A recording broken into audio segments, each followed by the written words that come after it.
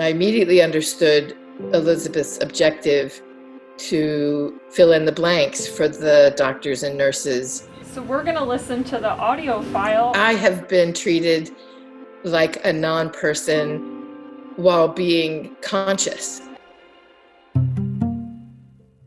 The genesis of TIMS was the brilliant brainchild of Elizabeth Tracy, who was one of our chaplains in the ICU during COVID.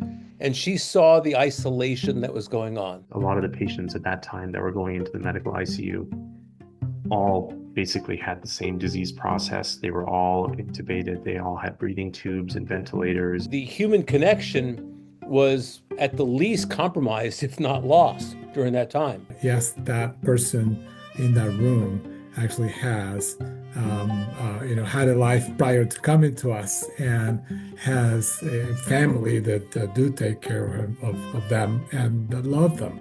So coming up with a way to build these bridges using technology and using a very simple interview tool was remarkably beneficial. And I saw it, I witnessed it. I was one of the early adopters. It raised morale for everybody. She worked at the Smithsonian.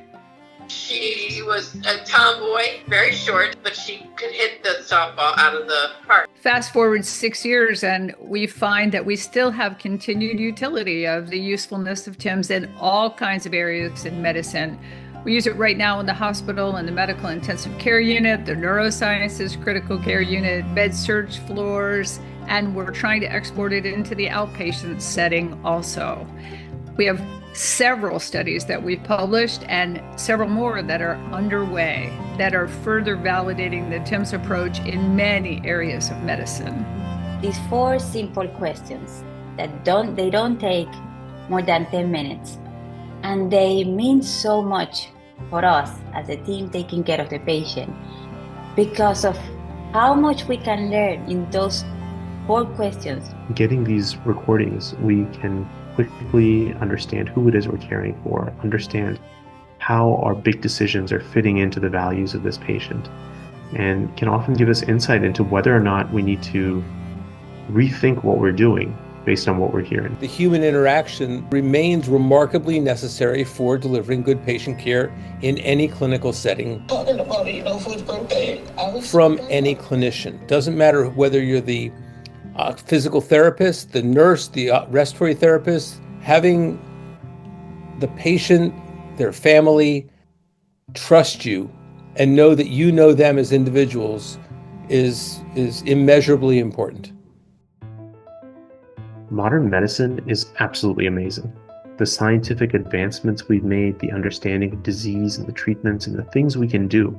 The very notion that we can just focus on the science and avoid the human side of medicine is extremely short-sighted. It's an absolute eye-opening experience. See how people's faces change immediately. I remember vividly, one of our APPs and one of our residents cried. It was like an aha moment for a lot of us.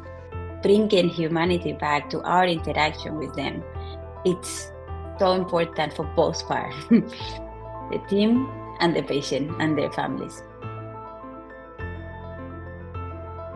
Sometimes I think if we distance ourselves from these patients and the tough experiences that they're going to as a self-defense mechanism, as a way of, persevering, because, by disconnecting ourselves, by becoming objective, so to speak. But truthfully, what it does is it harms us. It harms us from participating in the most human aspects of our work.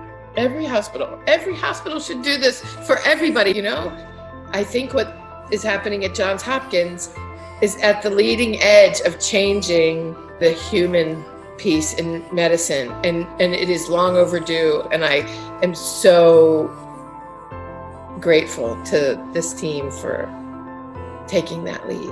I'm very grateful to have that tool to improve how we help people. And how much it means to families to have doctors who actually care about them as humans, as individuals. We're actually caring for the patient, not for a disease. If William Osler were here, he would be a strong advocate. He would be the most strong advocate for TIMS.